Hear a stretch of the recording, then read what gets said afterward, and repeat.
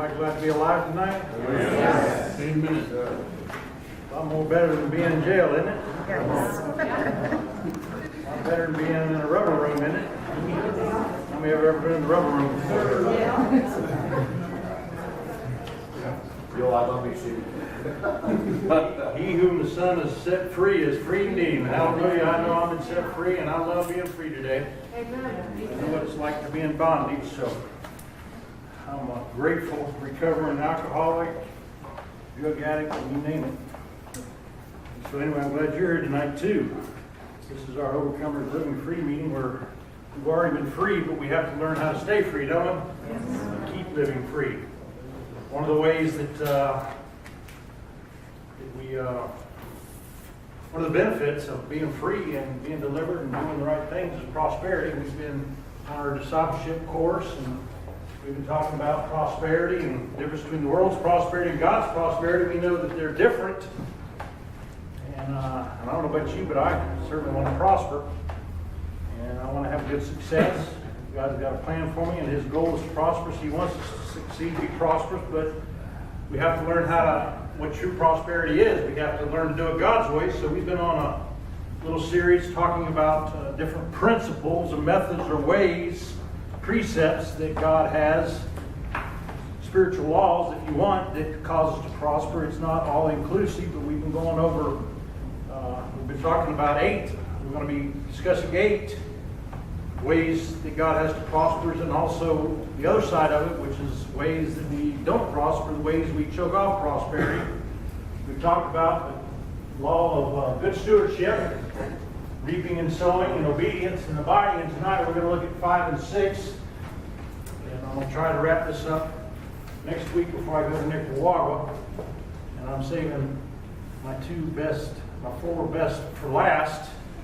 We'll talk about that tonight, and then next week is going to be something that's really been on my heart, and so you don't want to miss next week. It's about cultivating faithfulness, and just a revelation God gave me about that, about what God will do for us if we do our part. Amen. So tonight we're going to talk about law. Start off with law number 5. We're going to talk about tithing.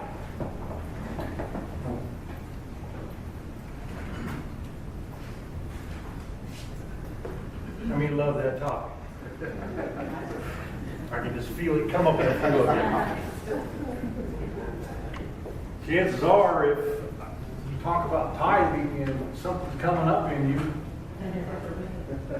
chances are you got an issue where you're probably not tithing. I don't have one bit of problem about tithing, because tithing is something I learned as a principle when I was a kid, and I've watched it over the years of my life. Whenever I've tithed and I've given God His percentage, whatever, I have never, ever, ever lacked when I needed money. I have never been the tail and not the head. I've always been above and not beneath. God says if we will obey the Lord and we'll do what God asks us to do, God will see to it that blessings follow us. But if we don't do what God tells us to do, then the result is a curse. And I don't know about you, but I've been cursed out, and I've been cursed, and I don't like that, especially coming from God. So tithing is either something preachers talk about too much, they don't talk about it enough. There's so often that made me sick, to be honest with you, talking about tithing and tithing and tithing. And I think the reason they beat it to a horse, and all that, is because there's a hidden agenda and motive. It's not my place to judge them or whatever, but I can know how this prosperity doctrine, especially when they talk about faith seeds and doing these different things. And I don't have a problem with the true doctrine of that. I don't have a problem with that. If there's a perversion and a corruption, and unfortunately pastors and things use it to their advantage to justify their standards of living and what they have, and they say, well, this is just because God's blessed me, and God does want to bless us, but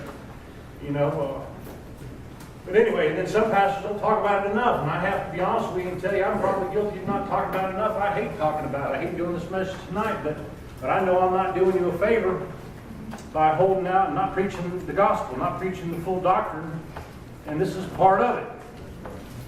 It's in the Bible. So turn with me tonight to Malachi 3:8 through 10. We're going to look at the most talked about passage on tithing probably in the Bible. It's Old Testament, but How many know the Old Testament was written for us today? It was all the Old Testament and all that. We're under grace. Well, that's true, but God's principles, God's laws, all those things were there for a reason. He didn't, if you look at the Levitical laws about what to eat and what not to eat, we're not under that anymore, but it told us not to eat and do certain things because, those things there's a reason for it. God just wasn't being mean. He didn't say, don't eat certain animals and things like that, for just to be mean. There was dietary laws and things back then, and so all Scripture has been inspired by God. Old Testament, New Testament is given to us for today. So yes, we're not under law, but we're under grace. But now when we sin, actually, we're not sinning against law, we're sinning against grace. So when we sin now, it's not against the law, it's against our lover. Now there's even less room to sin because we're under grace. We don't have to sin anymore. The power has been broken. Before we didn't have the power. We sort of had to sin because that was just our nature. But now that power has been broken and now it's a choice. So now when we sin, it's a sin against not the law, but it's a sin against grace. It's a sin against God. It's even more offensive. That was a free one. Malachi 3, 8 through 10. I find this is the last book. I just thought that was interesting. This is the last book of all the books, right before it jumps into Matthew, into the new dispensation. Starting in Matthew, and all of a sudden Malachi is the last prophet, and I thought it was kind of interesting that the last prophet talks about the importance of tithing. Go figure. So he says, will a man rob God? The Amplified says, will a man defraud God? The New Living Translation says, will a man cheat God? If you want to look at it, it's, let's look at it from a street term. Will a man rip off God? I don't know about you, I've never been a thief, a robber. I sort of got doing some of that towards the end of my addiction, but I hated people that stole and were, even then I hated thieves. But, so either way, I've, done some wrong things, and I think we've all been thieves, we've all done that, but I can tell you one thing, it's not a good idea to rob God. How many of you know that? You can rob a lot of people, but I just do not think it's right to try to defraud or deceive or steal or cheat or rip off the creator of the universe. So it says here that Malachi is saying, a prophet saying, will a man, would a man ever do such a thing? Would a man ever get to the point where he would actually rip off, rob, cheat, and steal, and defraud, try to pull something over on God? You've heard me say before, what side of the tree is best on to hide from God? You just can't get away from God. Much less robbing him. And people say, so it says, yet you are robbing me. You are defrauding me. You are cheating me. You are ripping me off. And the people say, but you say, how have we robbed you? God's saying, will a man rob me? And you're saying, what do you mean? How can we rob you? How are we cheating you? How many know what you think and what God thinks? It doesn't matter what you think. What matters is what God says. So so it says, will a man rob God? So it's a good question. Would a man ever stoop to those low? And he says, well, but you are robbing me.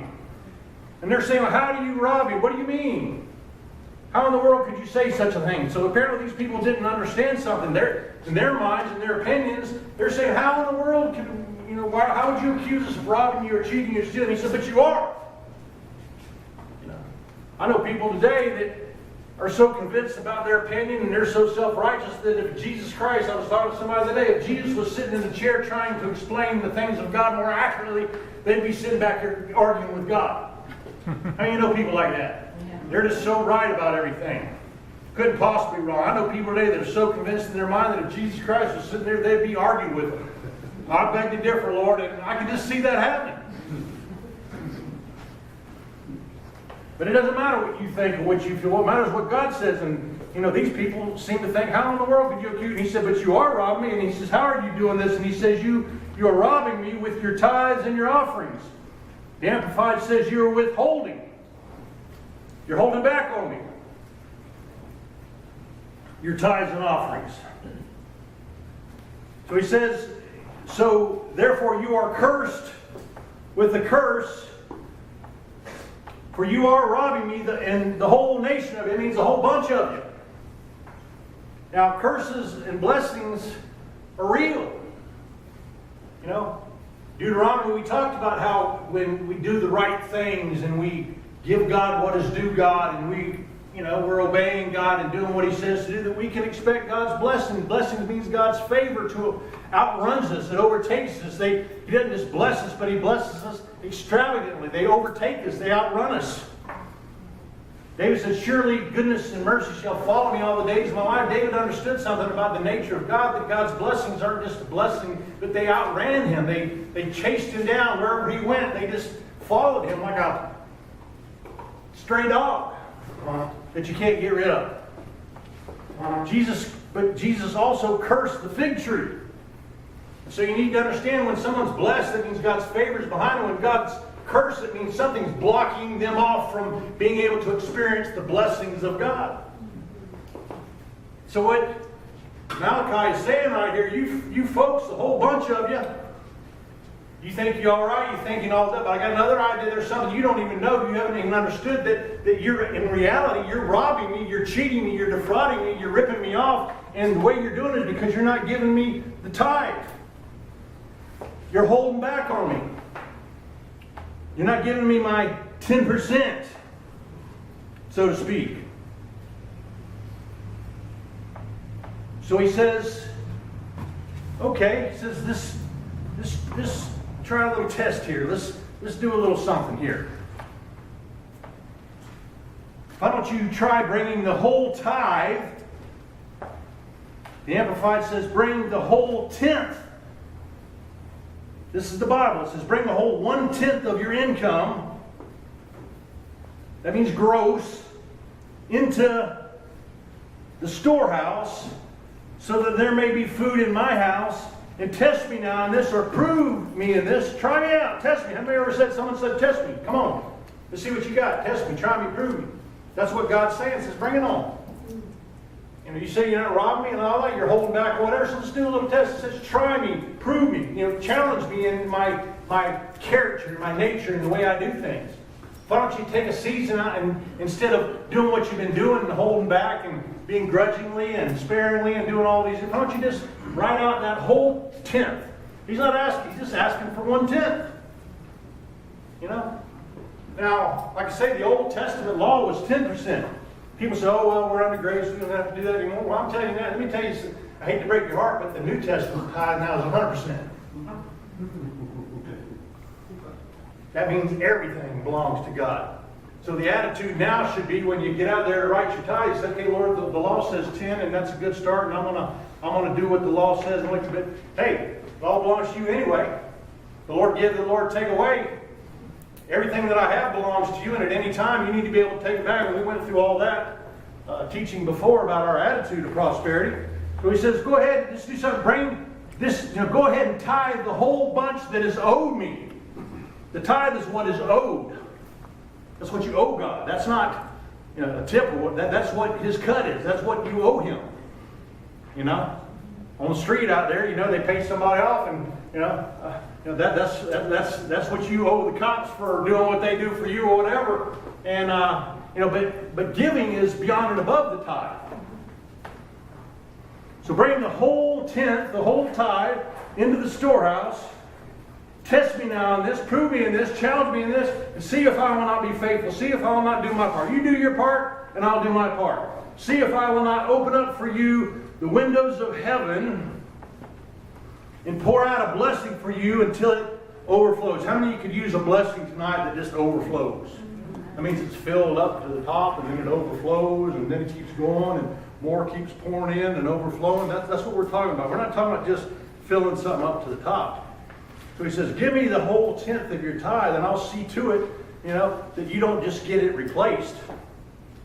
But I'm going to see that I replace what you gave me, and I'm going to see that blessing goes on and on and on and overflows and overflows. One version says, the Amplified says, see to it that I'll pour out a blessing on you so big enough that you can't receive it all. One version, the NLT says, I'll pour out a blessing on you so much you won't have room enough to contain it all. So what this says right here is that, let's just look at it. He says, you be faithful, you give me your 10%, and I promise you, test me in this, see if I'll not be faithful. Not only will I replace it back to you, but I'll open up this window in heaven. How many know heaven's got a window? Behind every window is usually something else going on. Are you with me? So he says that I will open up the window and I will pour out from heaven. How many know God's got like this huge Sam stores in heaven? Like this Disneyland of stuff, and can you imagine? Who knows? It's every resource. God has given us everything pertaining to life in God. That means God has given us every single resource that is necessary for us to live a godly life. And it's in heaven.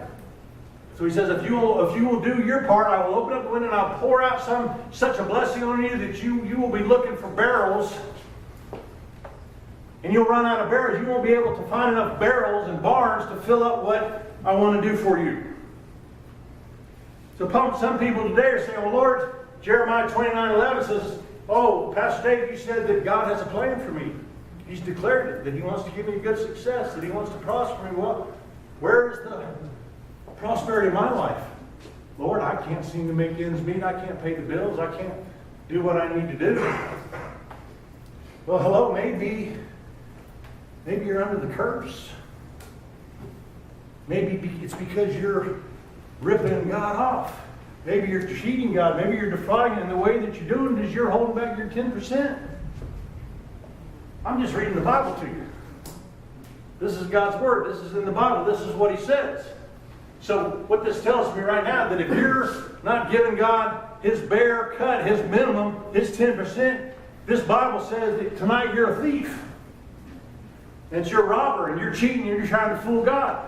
And you're expecting God to fulfill and declare and make you prosper and make you good success, and you're not even doing your part. Somebody robbed me in the parking lot up here and robbed me, stole from me, and dishonored me and disrespected me. And all of a sudden the next day I see him up at the park. I'm not going to walk up to him and say, man, you ripped me off, and I'm not going to bless them by writing another check. I'm not going to give them more of my stuff. I'm going to go get Travail and Big Derek, and I'm going to go take them out.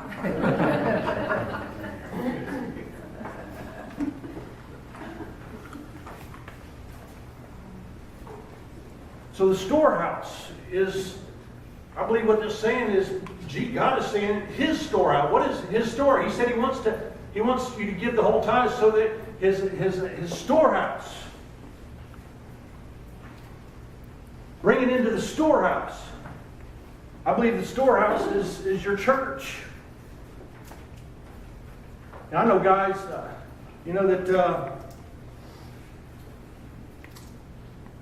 give back on Saturday morning here because it's part of the program. And they say, well, I give back on Saturday morning. I shouldn't have to tithe. That is my tithe. I'm saying, oh, brother, are you being like cracky and stupid here? That's just you looking for a loophole. That's just an attitude. That's just you trying to mock and deceive God. You reap what you sow. So I think right here, I think what it's saying right here is the tithe needs to go into the church, the place where you worship regularly. I don't go down here to Wendy's and eat a triple cheeseburger and then go across the street to Burger King and pay for what I just ate there. It didn't work that way. Now, I'm not against giving and going to different places, but in my opinion, I believe what this says right there is that God expects you to be a regular part of a church. He expects you to be giving 10% to your church, into your storehouse, into your pastor, into the people who invest into you. You need to pay where you play. If this is the church that feeds you, whatever, and I go to other churches and I do that and I give a little extra, but that's giving. I give to other churches. I give to other places. So could you be, Maybe you're not prospering today. Maybe it's because, you're not giving God His 10%. Now turn me to Proverbs chapter 3.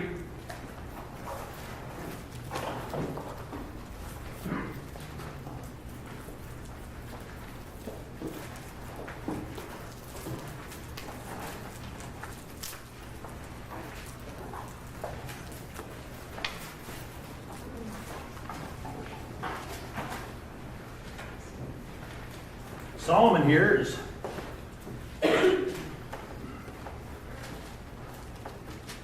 wisest man. He gives us the Proverbs.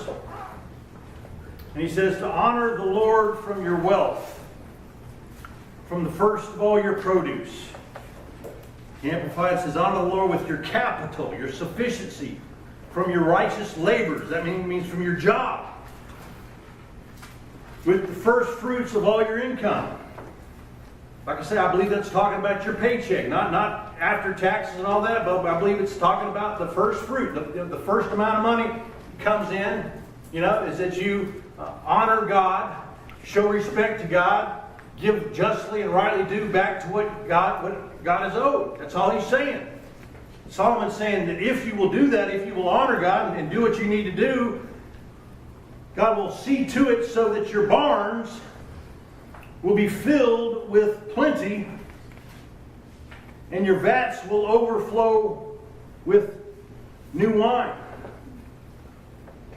The NLT says, so that He will see to it that the storage places, the barns, and your vats will overflow with plenty.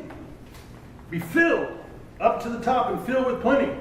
And your vats shall overflow with new wine. I believe your barns and your vats are your bank accounts.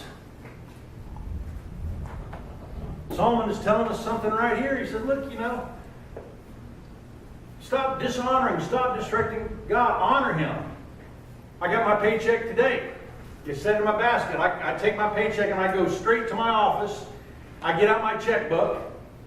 And the first thing I do is I give my minimum 10%. Sometimes I give more depending on what God tells me to, but it's a minimum. I've just gotten a habit. It's my lifestyle. It's the way I live my life. It's my choice. It's something my parents taught me to do all my life.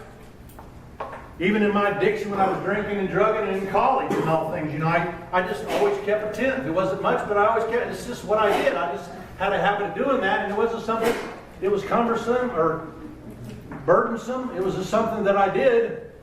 And I just didn't have it just writing out that check and giving it to the Lord. Now I remember years later when I started getting into this greasy grace and sloppy agape message, and people said, oh, you're not under the law, you're under grace, you don't have to do that. And I said, oh, cool, and I knew when something wasn't right in my conscience, something I knew wasn't wrong, but I was doing it anyway. It took about a year. I never ever had a debt after that, hardly. There was always money in my bank account. God had always prospered. God had always blessed me. But when I stopped tithing after about a year, it was amazing. It wasn't too long before I lost my job. God said, all right. God's patient. But you know what? I reap what I sowed. And I really believe that a lot of it came because I just quit tithing to the Lord. One of the first things I do when people start trying to get a budget and try to rebuild their financial thing, the first thing I tell them, I know it doesn't make sense, it doesn't seem like the right thing here to do, but I'm telling you, if you really want to do this thing right, God will get you out of this debt. I can promise. He will get you out of it. And I know this is not going to make sense, but start giving God a minimum of 10%. Test me in this. Trust me. See if God will not be faithful. So the first thing when you're wanting to do that is that's right out the gate, right out the gate, give God his 10%. Just get in the habit of doing it. Give God what is due Him. So the test, is a test of obedience. People say, well, I can't afford to tithe Pastor Dave and, this blah, blah, blah. And I'm saying, well, you can't afford not to tithe. You're just robbing God, and you will reap what you sow. You can't get away with that. So God is telling us to bring the whole tithe into the storehouse. Trust me in this, test me in that.